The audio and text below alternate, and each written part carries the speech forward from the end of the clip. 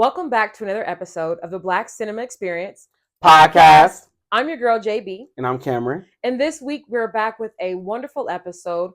We watched Swan Song on Apple TV. Now, I must say, me and Cameron saw this movie years ago when it came out, as I forced every friend in my life to watch this movie. Cameron, with no further ado, tell me, what do you think about this film? This is a very, very emotionally driven film. It's amazing love story, but also just a very intricate, low-key sci-fi because they're in the future. So I thought that was a pretty cool concept. That it was like, but very relatable, like very realistic. Yeah. So I really did like it. It was far enough in the future for it to feel attainable. Yeah. Versus like watching like Fifth Element or something. Yeah, exactly. Cars were flying, but everyone still has corded phones, you know? So it was futuristic in the sense where it's like, okay, yeah, we might actually make it there to this level of AI because we see robots being created now every day. So a short synopsis of this movie: Mahershala Ali has essentially a terminal illness. He creates a beautiful life with a wonderful woman that he loves, and they have a child together. She loses her twin brother, and out of fear of leaving her by herself, he essentially creates an AI version of himself to replace him because now he knows he has this terminal illness and he doesn't want to tell his family. So this whole movie is essentially the training of his AI, where we're seeing Mahershala get his memories downloaded. We're seeing him have these deep emotional moments as a Black man, experiencing his entire life essentially as he hands it over to the AI version of himself. This is one of those movies that Black men have emotions. No, for real. So many emotions. And it's one of my favorite types of Black movies because it's not stereotypical. That's right. It's Black people in the future. They're a Black couple, a real Black couple. Like, she speaks a different language. He makes good money. They're building family. They're a healthy idea of what a Black family, looks like, without having to go through the crackhead mom and the drug abuse and gang banging and, police violence. Like, we didn't have to be bogged down by those subjects in this movie. Not to say that those subjects aren't important, just to say that every story involving a Black person does not have to include Black trauma. Right. Because at the end of the day, we are all just people as well. So I don't personally want to keep watching films with, police beating up Black people and, we're trying to prove a point. We're trying to teach a lesson. It's like sometimes the story is in the imagination, right? Exactly. And I feel like, it's like you said, I feel like it is still important to watch the movies that, talk about, Black trauma. Not saying get rid of them, but we also have to understand that there are so many other genres that we do very well in, and that's not all there is to life is our struggle. There's so much more that we can obtain. And then also seeing this being in the future is like, it shows like they go like, what if, everybody was just seen as people, how we would help each other. Because that's another thing about this movie, even though it's a Black family, there are different culture people, but it's not about anybody's culture. It's about humanity, which is all anybody really cares about, is like telling the story of a human being, and being able to connect with them. Right. And so that's why I really love this movie too, because I feel like it was just like showing the humanity of like what it means to be you, just as a person, what it is to be you and love somebody and want to like do whatever you can to like, essentially prevent them from hurting. Right.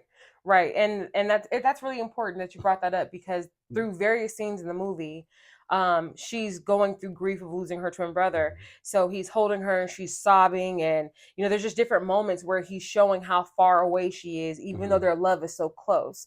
And I really appreciated that human aspect of this movie because it took us through a real relationship. People look at these relationships with couples and they think that everything is perfect, and you see this film and you see her go through something that he couldn't help her with, and it caused a separation in their marriage, and you see him trying to fight to find his way back to that. And to see the creation of this like AI that's going to come take his place, it forced him to tap in with his emotional awareness. Like, he had to tap in with himself and say, oh wow, my wife is distant, my wife is hurting, my wife is far, and he longed for her more, right? That old saying, absence makes the heart grow fonder. Yeah, like real. Him knowing that he was about to leave his family behind to let someone else take the reins caused him to go deeper into actually healing those relationships after all the trauma that they've been through life. So I'm glad you brought that up too, because I thought they did a great job of interpreting essentially his healing, because since he was already sick and he was grappling with these emotions by himself. Him being able to, go back into his memories and then unlock why he was doing this. Yeah. And his, artificial self, helped him work through that, because at first he was mad. He was like, you're not me. Mm-hmm. You get upset because even though this person is an exact replica, they have all your memories, all your emotions. They know exactly how you feel about everything and can understand you completely. It's still essentially not you. Yeah. Taking your place. And so I thought that was like a really very profound subject to bring up. I felt like it was selfless. Yeah. Like this has to be the most selfless movie ever, because not only is Mahershala going through his own struggle, he's going through it with Awkwafina, who's also dying and terminally ill as well, and has already sent her replacement in with her family, and they're coping with death together. So that's a whole nother relationship that we see in this movie, where they have a sidebar and basically, talk to each other and uplift each other and try to get through this terminal illness while they're seeing that they're being essentially replaced. So really awesome depiction of just, that relationship dealing with grief, the relationship with him and his woman dealing with grief, him having a bond or trying to, care for his son, knowing that he's leaving this earth soon. It's just really one of those relationships that makes you stop and look at everything. It makes you, and it also makes you hold your breath a little bit, because you don't know what's going on with him.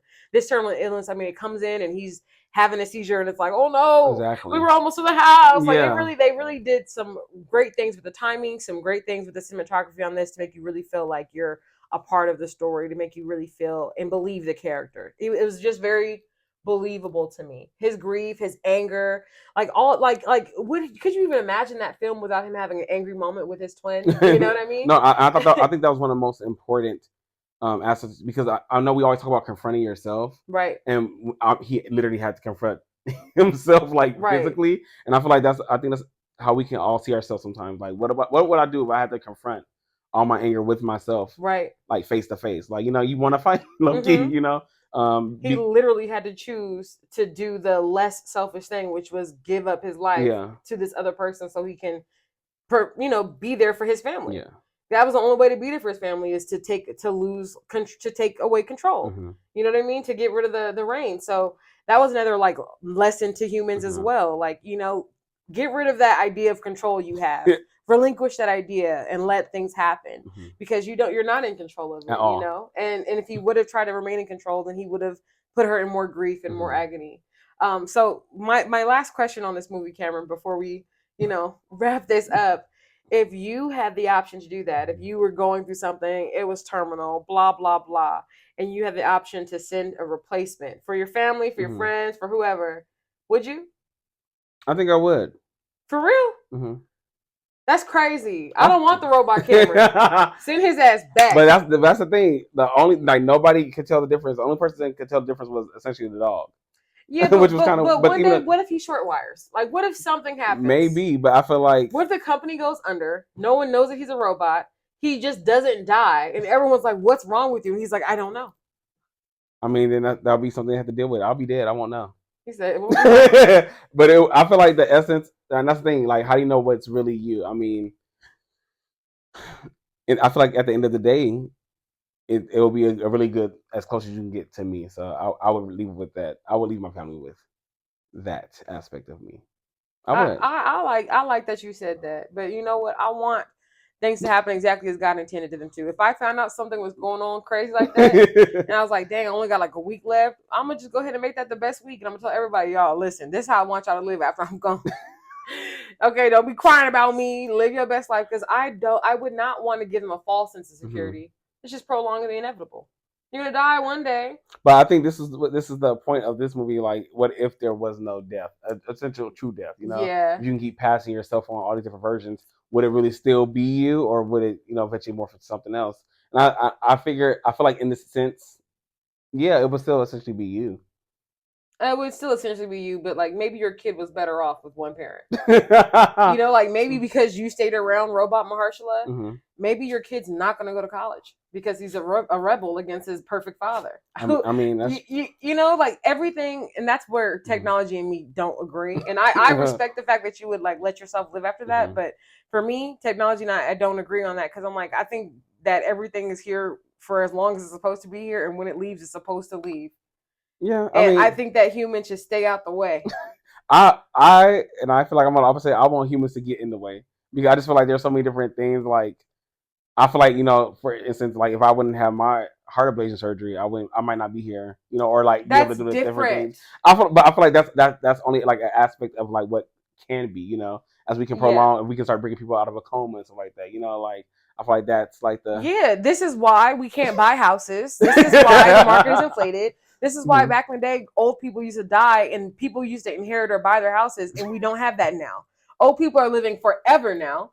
Thank goodness, I guess. But it's not really helping our situation as the youth that's alive. I mean, we have to look at these 80-year-old presidents that don't know what's going on in the world. I mean, I feel like, but that's capitalism. That's not like the. But even on like the grand scale of it, like, you know what I'm saying? Like back in the day, grandma used to pass away and she'd give her house to her, kid or her grandbaby, and grandma's living forever now, and grandma and baby don't want to live together. You see what I'm saying? Like we are just overcrowding the planet with living forever. That's why somebody created COVID. That's a conspiracy. I'm just kidding. I'm just kidding. But really, honestly, let me stop. That's all that I have for this film. It's a beautiful film. It's a beautiful musical soundtrack as well. Yes. Like there's so many heartfelt moments, even when she's singing and playing the piano. Yes. But just to see a gorgeous Black family, they did such a great job creating chemistry between the couple. Yeah, I mean, these are the kind of movies that when I think about Oscar-worthy performances that I think of. I'm like, oh, these are people that should be nominated for Oscars, without a question. Mahershala Ali, Naomi Harris, and Glenn Close. Yeah, Glenn Close. Come on now. Okay, she's a vet in the game. Exactly. Anyways, make sure you check out Swan Song. It is streaming on Apple TV. It's been there for a few years now. I'm hoping that they get it on some other platforms soon. But make sure you check it out and support our Black producer, Mahershala Ali. Absolutely. And a wonderful Black actress, Naomi Harris. Thank you guys so much for watching the Black Cinema Experience podcast. Bye.